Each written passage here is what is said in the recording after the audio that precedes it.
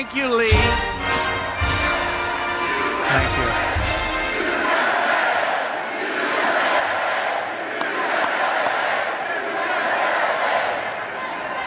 And thank you also to Commander Harmon. We're grateful for your service, for your leadership, and this incredible organization. That's what it is. It's incredible. I'm honored to be here today in Kansas City, Missouri, to pay tribute to the men and women who make freedom possible. Kansas City, and what a special place, what a special group of people.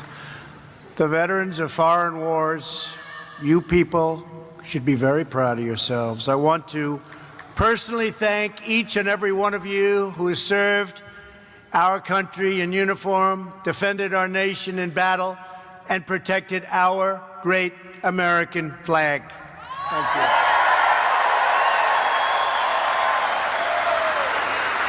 I also want to recognize a great Kansas City legend who I met today at the plane, somebody that I've been a fan of for a long time, a member of the Baseball Hall of Fame, George Brett of the Kansas City Royals. Where's George? He's around here someplace. I said, George, how many years? 20. What was your batting average? 305. I said, that's pretty good. 305 for 20 years. Special guy. I want to thank a true patriot, your executive director, Bob Wallace, along with your outstanding National Auxiliary, President Dee Gilroy. Thank you, Dee. Thank you. And congratulations to VFW's incoming leadership, B.J. Lawrence and Sandy Kriebel. Where are they? Great. Great. Congratulations. We're also joined by our brand new VA Secretary, Robert Wilkie. He's going to be fantastic, who was just confirmed by the Senate last night with an overwhelming vote. The only ones actually that voted against him were all of the people, super lefts, that are running against me in 2.5 years. Every one of them. If you want to know who's running, just take a look at Wilkie's score, because every single one of them, there'll be probably quite a few more, but in the Senate, that was it. But what a great vote, and he's going to do a fantastic job. There's been nothing more important to me. Thank you. Thank you, Bob. I also want to thank our acting VA Secretary, Peter O'Rourke, for doing such a fantastic job in the meantime, holding down the fort until Wilkie got approved. And Peter is going to be joining the whole team, and they are doing numbers, and they are doing a job with choice and with all of the other things that we've gotten approved. They're doing some job for our vets. It was a very important commitment that I made to you during the campaign, and we're fulfilling that commitment. Several terrific members of Congress are here today as well, great friends of mine. They've helped me so much. We're joined by Kevin Yoder from Kansas. Incredible guy. Kevin Yoder. What an incredible guy. And members of Missouri's congressional delegation, Vicky Hartzler, Billy Long, Jason Smith, along with your state's Attorney General. Hopefully, we need him so badly. Hopefully, your new senator to be Josh Hawley. We need Josh badly. Josh, thank you. In fact, Josh, do me a favor, come up here just for a second. Just shake my hand. This guy is a special man. Come here, Josh. Come here.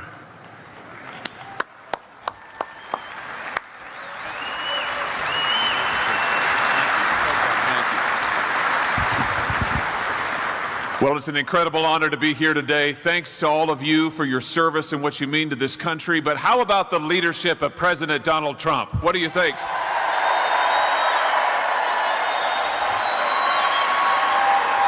You know, When I think about President Trump, there's one word that comes to mind. That word is courage. Do you agree? How many people over the years have said that they'll do this or they'll do that, but there's one guy who had the guts to actually fulfill his promises, the guts to move our embassy to Jerusalem, the guts to actually stand up against our enemies overseas, the guts to put conservatives on the Supreme Court of the United States, and that's Donald Trump.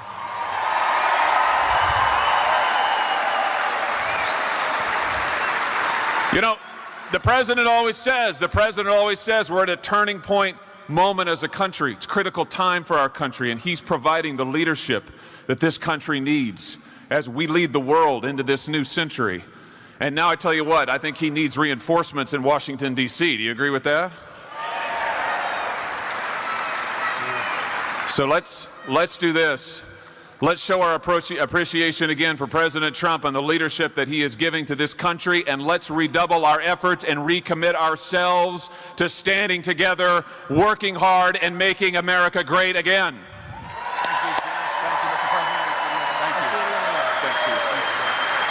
Wow. Goodbye, folks. That was great. What a great young man. Before going any further, I want to take this moment to send our prayers to the victims of the tragic boat accident that took place in your great state last week. And I have to tell you, the whole world was watching that. We lost 17 beautiful souls, including 9 members of one family, and babies for whom life was just beginning. Their lives were cut short, but they and their loved ones will never, ever be forgotten. A tragedy. We will hold their memory close to our hearts. I want to thank your governor, Mike Parson, friend of mine, a great person, for his leadership during this terrible tragedy, along with the Coast Guard and all of the first responders who were incredible. Thank you very much. Thank you.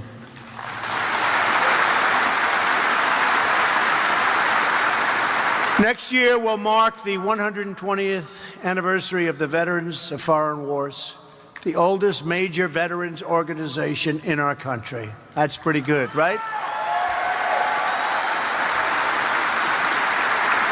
For more than a century, the VFW has represented American heroes who promoted American values, and they did so with honor.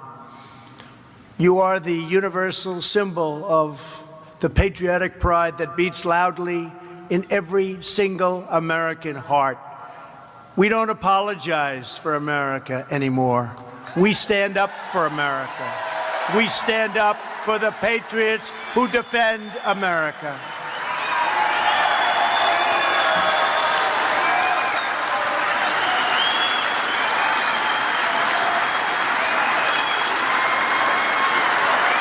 And we stand up for our national anthem.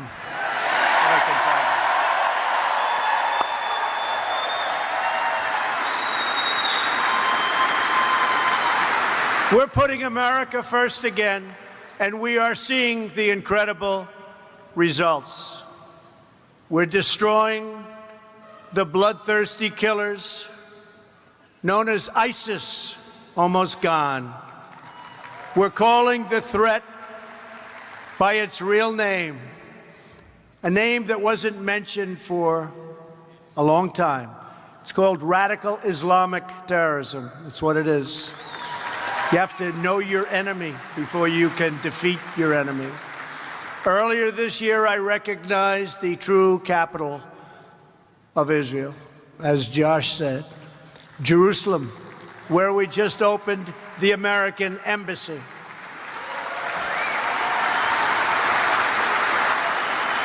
They thought it would never be named, and after it was named, they thought it would never get built.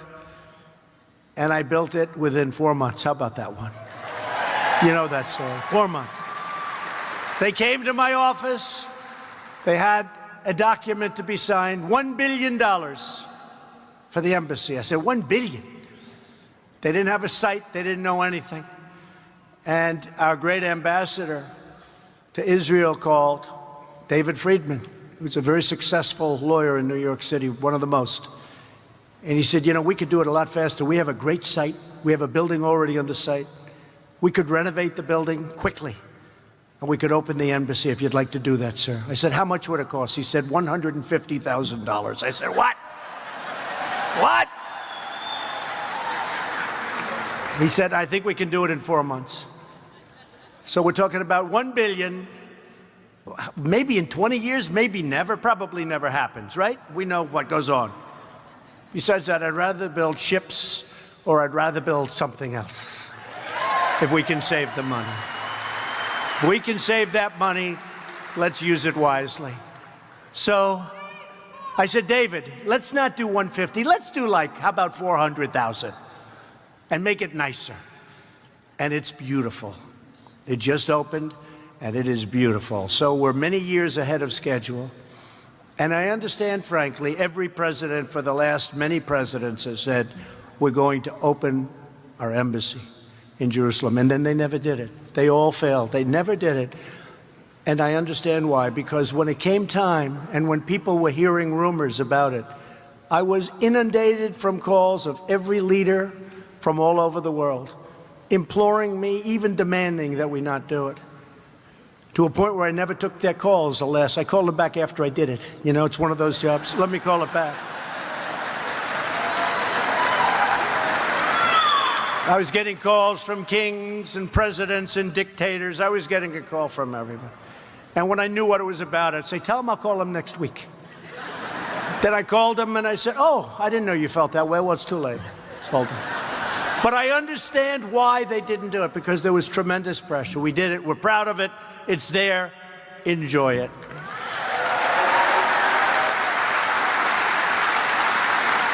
And by the way, the biggest fan may very well be the evangelicals. They wanted that built. They wanted that there. So we're very proud of it.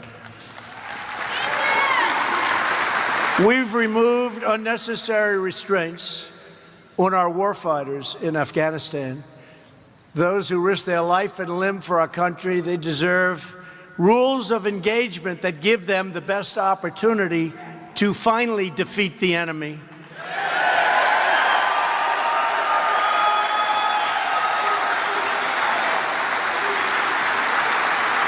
And we're making, for the first time in years, we're making a lot of progress in Afghanistan. I withdrew the United States from the horrible, one-sided Iran nuclear deal.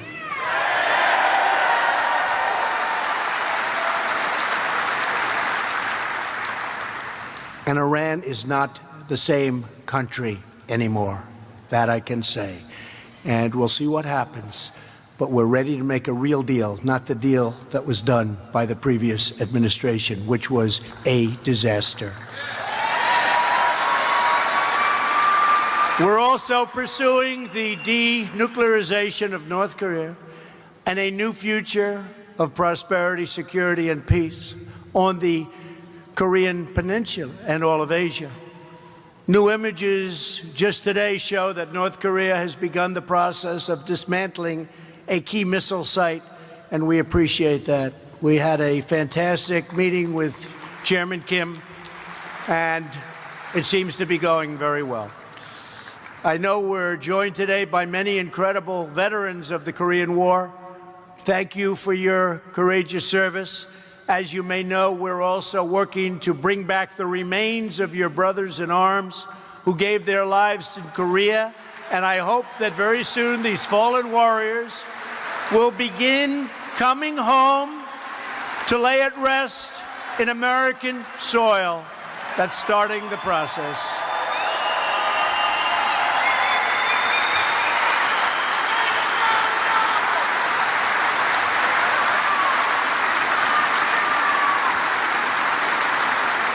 At the very end of our meeting, I said to Chairman Kim, good relationship, good feeling. I said, I would really appreciate if you could do that. He said, it will be done. So I was very happy, and I think that process is starting fairly soon, we hope. Because we believe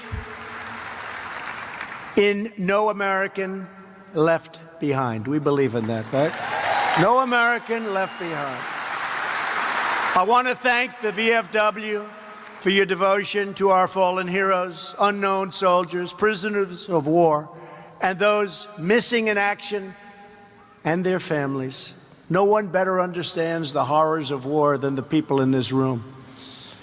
It is the warrior who bears the scars of battle and who prays most fervently for peace. That is why we remember George Washington's advice that the best way to preserve the peace is to be prepared for war.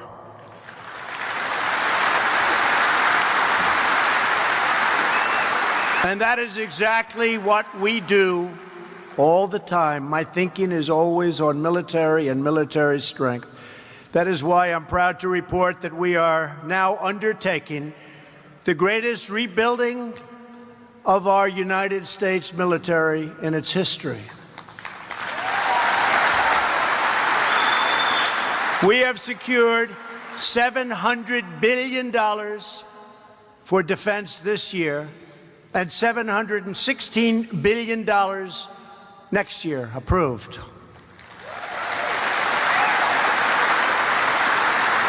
We're ordering 147 new F-35 Lightning fighters. This is an incredible plane. It's stealth. You can't see it. So when I talk to even people from the other side, they're trying to order our plane. They like the fact that you can't see it. I said, how would it do in battle with your plane? They say, well, we have one problem. We can't see your plane. That's a big problem. Stealth, super stealth, the best in the world. We make the best military equipment in the world. Also, remember this, jobs. We're ordering 239 Apache and Black Hawk helicopters. You know what they are. They're incredible. 19 major naval vessels and nearly 8,000 Humvees. And these will be Humvees that are used by our great soldiers, not handed out to everybody like you've been reading about in the past. All made right here in the USA. And we're adding nearly 30,000 new soldiers, sailors, airmen, and Marines. And I've directed the Pentagon to begin the process of creating the 6th branch of our military. It's called the Space Force.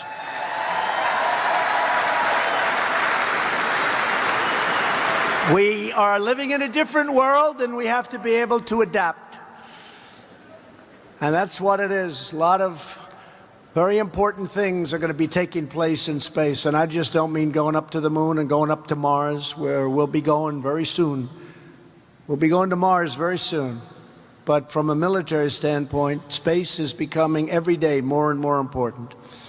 I'm also thrilled to say that we have secured for our military service members and their families the largest, you don't really want it. You're too patriotic for this.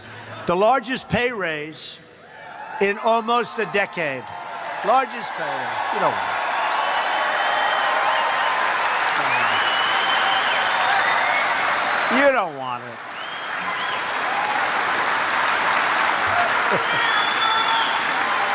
Nah. Anybody willing to give it up for the sake of your country? Okay, keep it. You deserve it. You really do. It's been a long time since you've gotten a raise. You deserve it. My administration is committed to ensuring that our warfighters have the tools, the resources, the firepower that they need to defeat our enemies with overwhelming force. Hopefully, we will never have to use the kind of power that I'm building and helping to build for you. Hopefully, people will look at us and they'll say, let's pass. Let's pass. America is a peace-loving nation. We do not seek conflict, But if conflict is forced upon us, we will defend ourselves. And if we must, we will fight, and we will do nothing but win.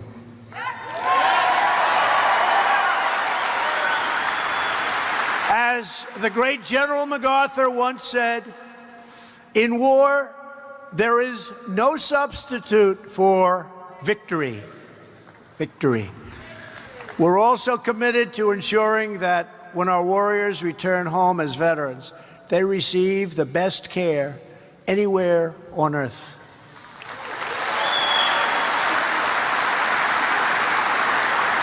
Since taking office and working alongside of the VFW, and by the way, your representatives have done an incredible job on helping us with the VA. Complicated subject, so many different things. They helped us so much because we put in legislation. I said, let's make sure it's legislation that's good and that works, not legislation that's obsolete before we even get it. If we're going to fight like hell to get everybody to approve it, let's get approved what's good. And we've enacted some of the largest VA reforms in the history of the VA. Probably the largest. Last year, I signed into law the landmark VA Accountability Act, which nobody thought we could get approved. Nobody. We're good at getting things approved. Nobody thought. Now, when a bad person, maybe a federal employee in this case, but somebody bad mistreats or neglects or abuses our great veterans in their time of need, we can turn to them, look at them in the eye and say, you're fired, get out, get out.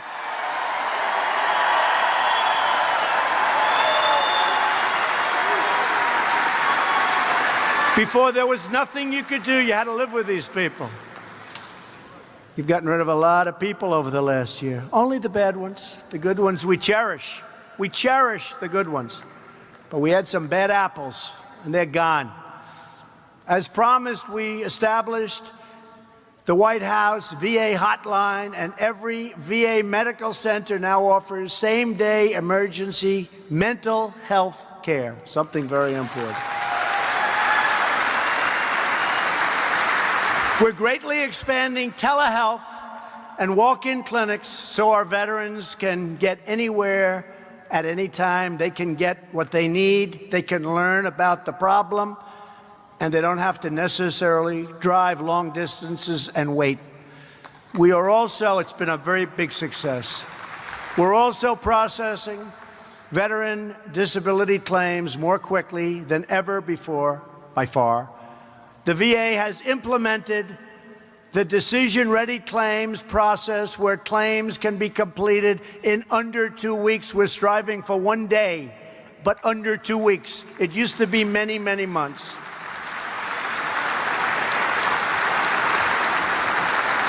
Last year, I signed legislation.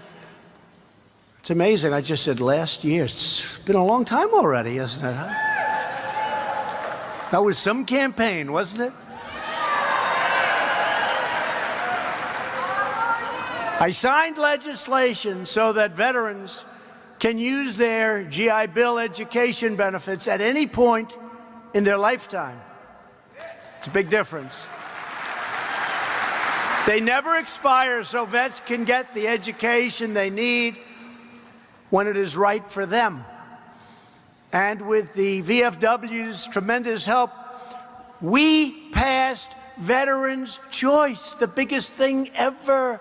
The biggest thing. That's got to be the biggest improvement you can have. So now, if you can't get treatment that you need in a timely manner, people used to wait 2 weeks, 3 weeks, 8 weeks. They couldn't get to a doctor. You will have the right to see a private doctor immediately, and we will pay for it. And you know what? It's very, very cost effective, and thousands and thousands of lives are going to be saved, and your quality of life is going to be so much better. So you don't have to wait online for 2.5 weeks to see a doctor like in the past. Veterans' Choice has been passed.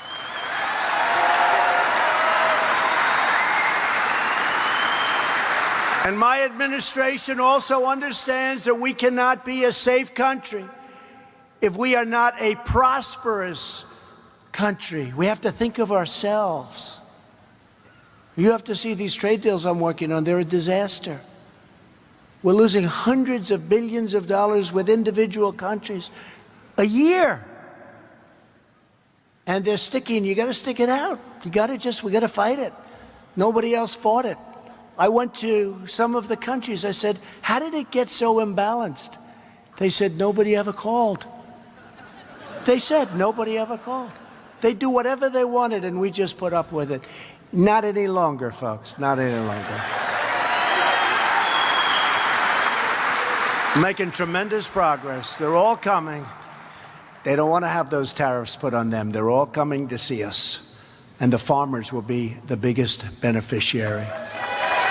Watch. We're opening up markets. You watch what's going to happen. Just be a little patient. They're all aiming at anybody that likes me. And they have lobbyists like nobody's ever seen.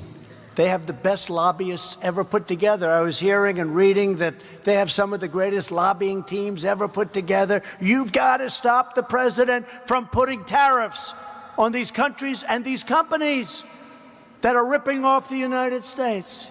You've got to stop them. Just remember, we're going to do something that, honestly, nobody else could do. Nobody else could do. We have a lot of... Thank you, darling. I like you, too. I like her. Thank you very much. That was good timing. We're now in the midst of a great economic revival. And it's for that reason that I chose this is the time. Last year, our country lost $817 billion with a B dollars on trade. We lost $817 billion. And people say, oh, could you do it this week? Could you get it done immediately? These countries have been ripping us off for decades. It doesn't take a week, it takes a little longer. But we're going to get it done. But just remember, we can't lose $817 billion. We rebuilt China. What the European Union is doing to us is incredible. How bad? They made $151 billion last year, our trade deficit with the European Union. They sound nice, but they're rough. They're all coming in to see me tomorrow. They're all coming to the White House. I said, you have to change. They didn't want to change. I said, okay, good. We're going to tariff your cars. They send millions of cars. Mercedes, all of them. BMW, so many cars. I said, we're going to have to tariff your cars. They said, when can we show up? When can we be there? Would tomorrow be okay? No, folks, stick with us. Stick with us.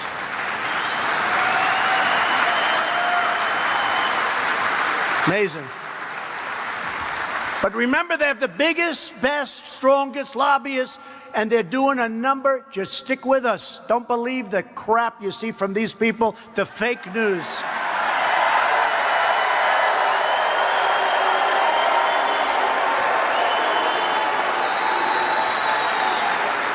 I mean, I saw a piece on NBC today.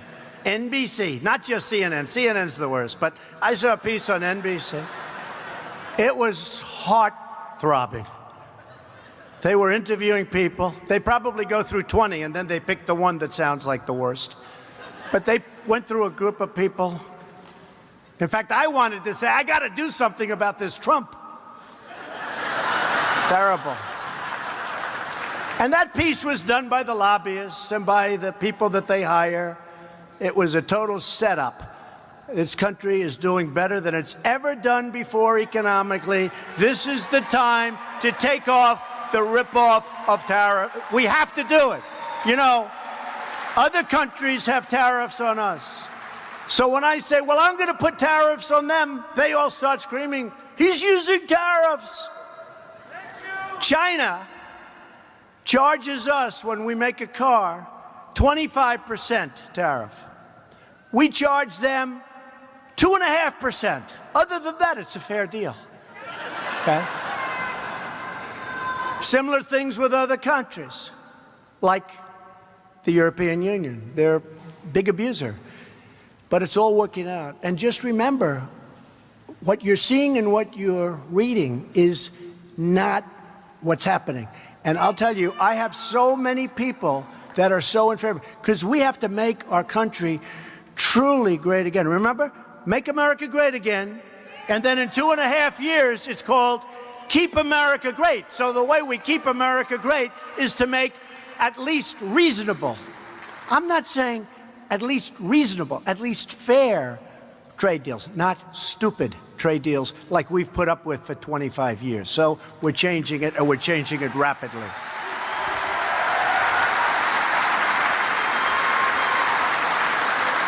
Over the last little more than a year and a half, we've created 3.7 million jobs since election. African American, Hispanic, and Asian American unemployment has reached the lowest levels ever recorded in our country's history. The lowest levels. Unemployment, lowest level. Remember, I used to say, I said it here, what do you have to lose? I was right. Women's unemployment recently achieved a 65-year low, lowest in 65 years.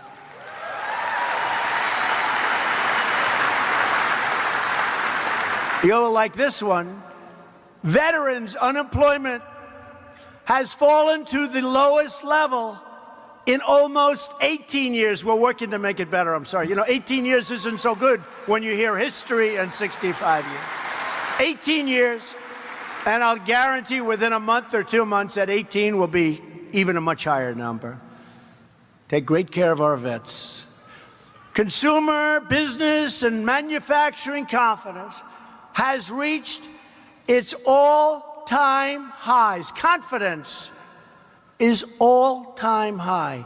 We've cut a record number of job-killing regulations. No president, no matter how long they've been in office, even though we're only here for a short time, has cut anywhere near the regulations. And these are unnecessary. These are waste regulations. It would take 20 years to get approval to build a highway. We're trying to bring it down to 1 year. We have it down to about 2. We're trying to get it down to 1. And if it doesn't work, or if it's environmentally unsound, or there's something wrong, we're not going to approve it. But we're not going to take a process 20, 21 years and then raise your hand that it's not approved. We'll let you know in a period of a year or maybe 2. Right now it's at 2. We're trying to bring it down to 1. We passed the biggest tax cuts and reforms in American history, biggest in history.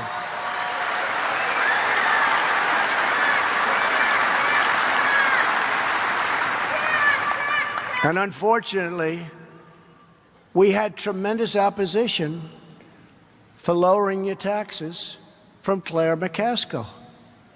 She voted against. Unbelievable.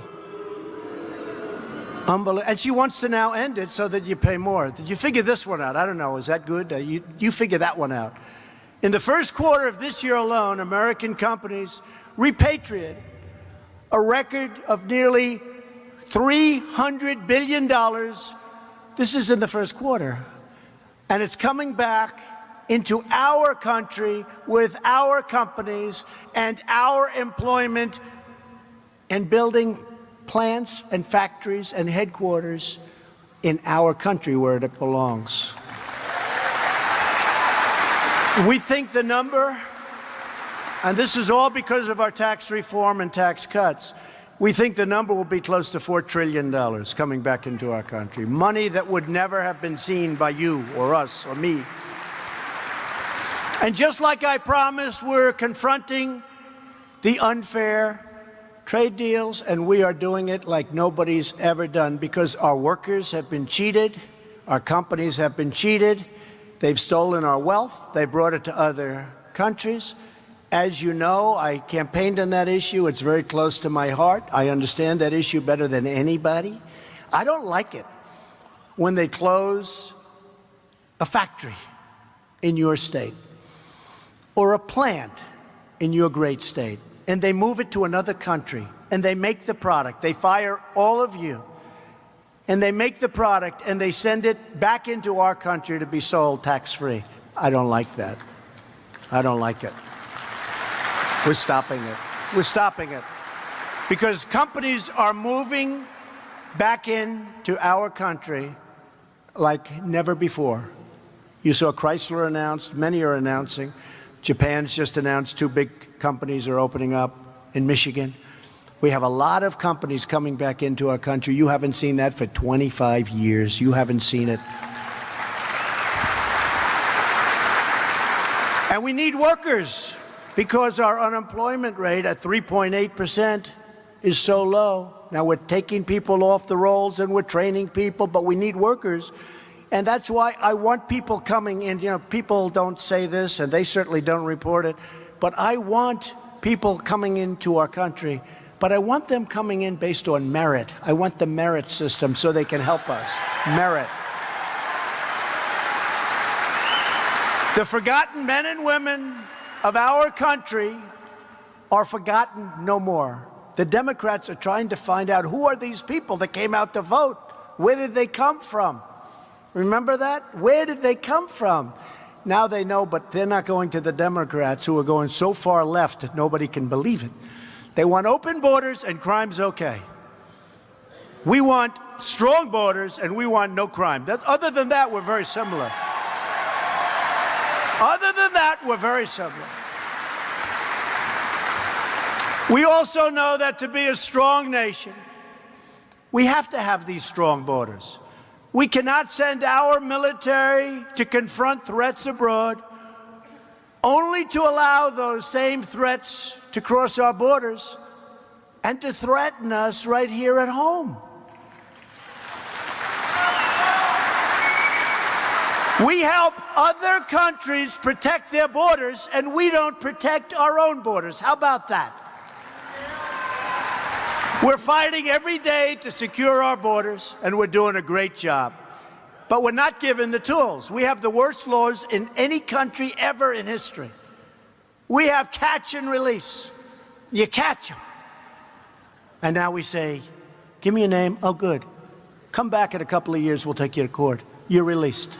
This is the policy of fools.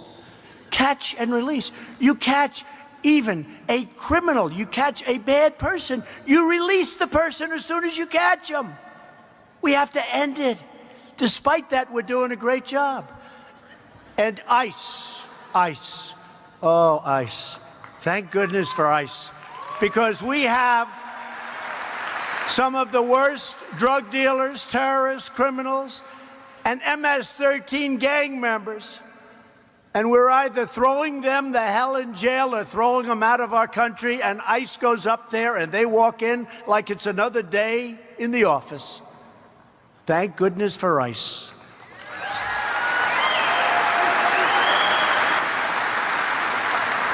The Democrats want to abandon ICE. They want to end ICE. They're too strong. I saw one of the people they're too strong. They're too strong. I think MS-13 is strong too.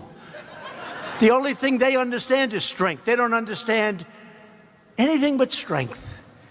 And ICE is tough and smart, and they track them down, and they stop tremendous amounts of crime. And these are great people, and they're not being treated properly.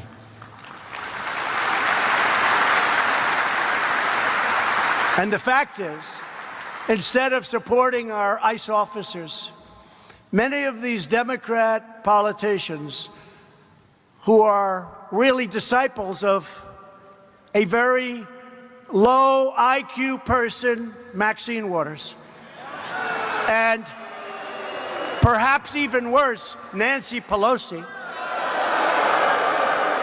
they've launched vicious smears on the brave men and women who defend our communities. ICE officers work in dangerous conditions to protect our communities.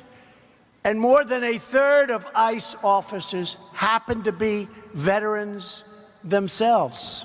About a third. But Democratic politicians want to abolish ICE. They want to see open borders.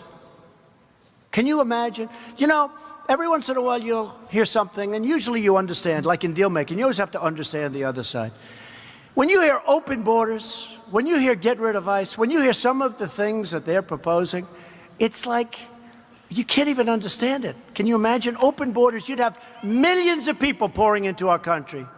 Millions and millions of people. Many people that you don't want in our country. But you would have millions of people pouring into our country. The crime would be unbelievable. And they want to get rid of the crime fighter on top of everything else. Open the border and get rid of your crime fighters.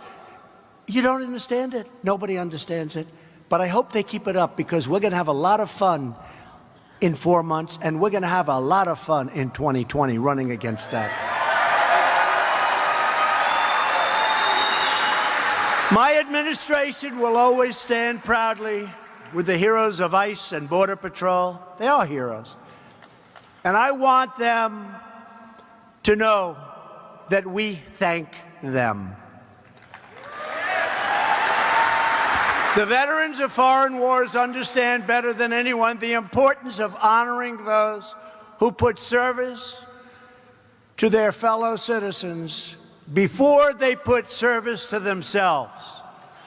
That's both at home and abroad.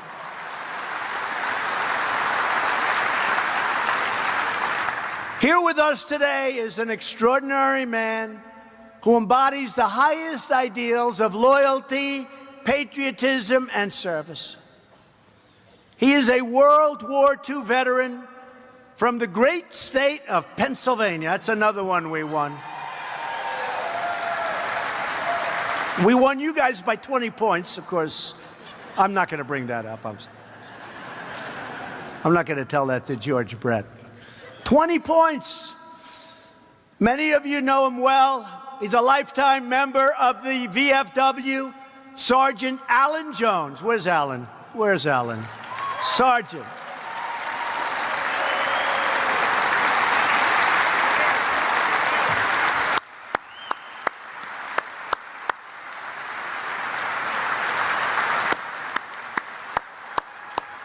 Should we bring him up? Come on, Alan. Come on.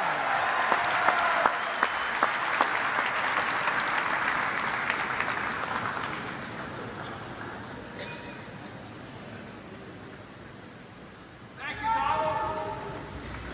We love you! He's only 94, and the Secret Service made him walk about 100 yards out of his way, but that's okay. That's okay.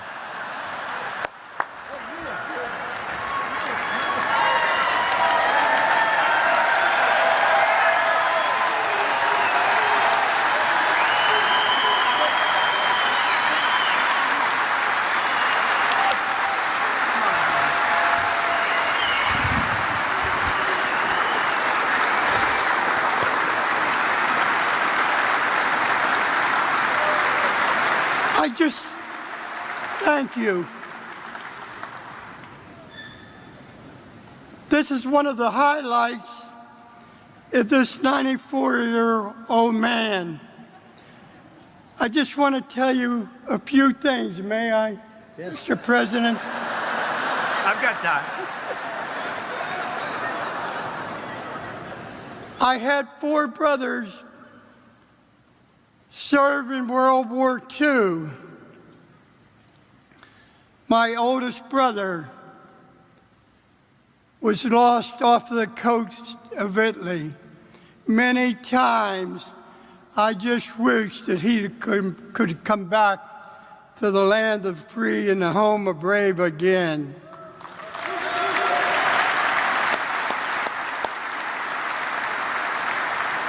I've given to the veterans of foreign wars 70 years of my life.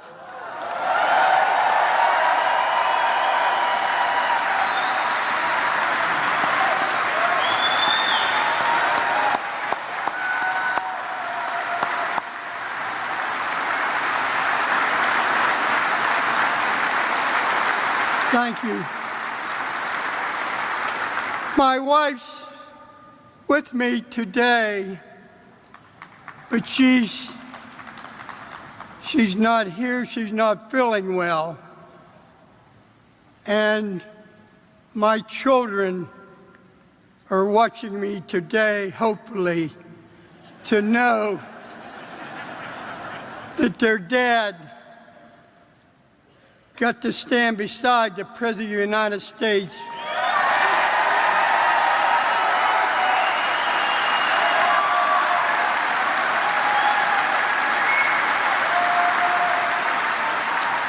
with the President. Mr. President, I want to ask you something.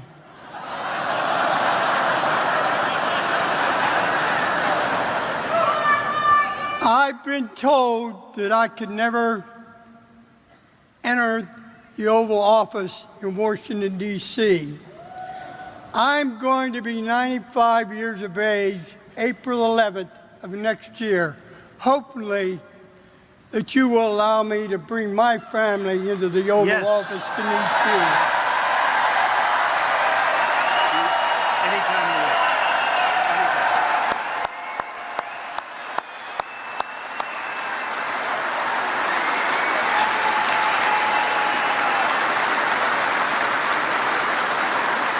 want. One last thing, Mr. President.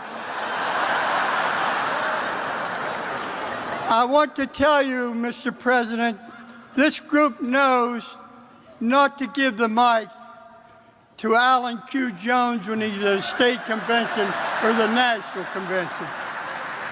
I asked you to autograph this picture personally because this was taken to you, with you, when you were running for election as the President of the United States. Thank you. Beautiful. Wow. Thank you. Let me have that. I have a good one here, Ellen. That's so beautiful.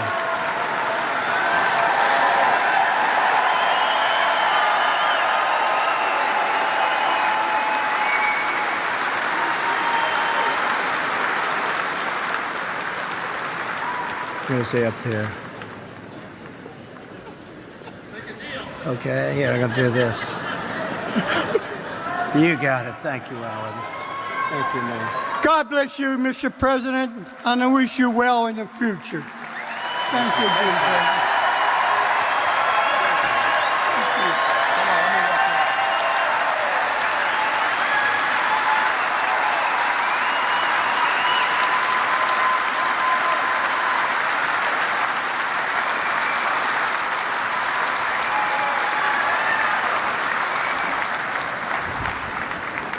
I started to get a little bit concerned when he was finishing. Well, this is a president that will have you in the Oval Office, so all of my people back there, they're working it out already, okay? With honor. And we pay tribute not only to Alan, but to all of the heroes of the greatest generation.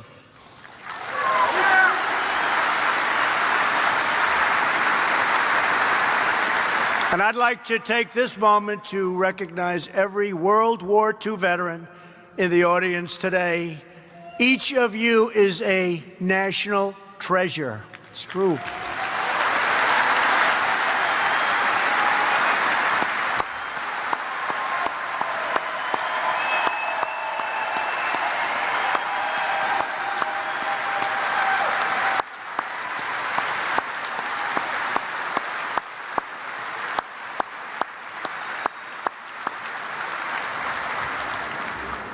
We will never forget what you did for us, ever. From Bunker Hill to Belleau Wood, from Iwo Jima to the Incheon landing, Americans have stormed into danger, stared down evil, and stood strong and tall for God, country, and freedom.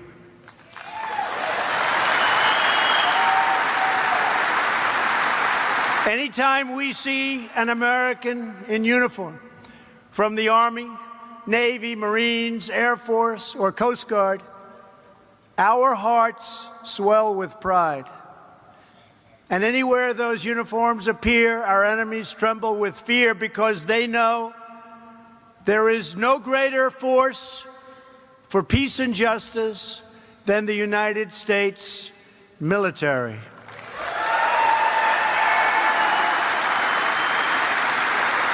To every single member of the VFW, because of your service, your courage, and your example, we are restoring the dreams and the glory and the greatness of America.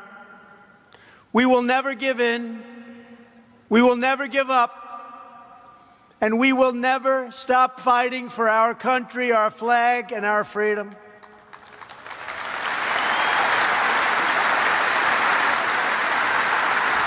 Together, we will keep on fighting, and we will keep on winning as one people, one family, and one nation under God. Thank you. God bless you. God bless our veterans, and God bless the United States of America. Thank you very much.